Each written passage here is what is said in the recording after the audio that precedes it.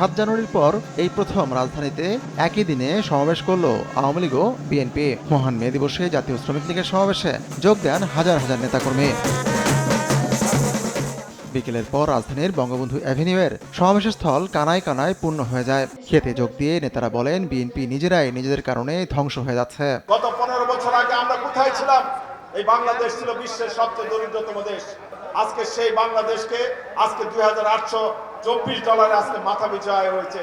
71-এর পর শক্তি তারা এবং তাদের পশ্চিমে মিত্র যারা এই বাংলাদেশকে কখনো স্বাধীন রাষ্ট্র হিসাবে মানতে পারে নাই। প্রধান অতিথির বক্তব্য রাখেন সাধারণ সম্পাদক ওবায়দুল কাদের। বলেন, বিএনপির আন্দোলনের হুমকি রীতিমতো হাস্যকর বিষয়ে পরিণত হয়েছে। এখনো আন্দোলনের হাতটা বিএনপির মুখে আন্দোলন কথাটা শুনলে ঘোড়াও মনে হয় আসে। গলার জোর যত কমছে, মুখের বিষ তত বাড়ছে। কর্মীরা ক্লান্ত, নেতারা হতাশ। পাকিস্তানের প্রধানমন্ত্রী শেখ হাসিনার উন্নয়ন দেখতে পায়, বিএনপি নেতারা কালো চশমা পরেছে, তারা দেখতে পায়।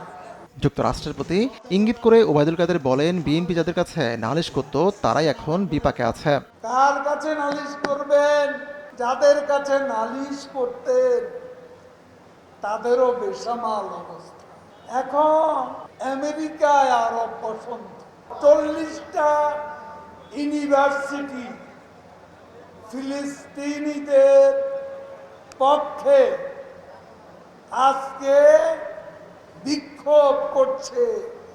ক্যাম্পাসগুলো আমেরিকার উত্তাল হয়ে উঠছে।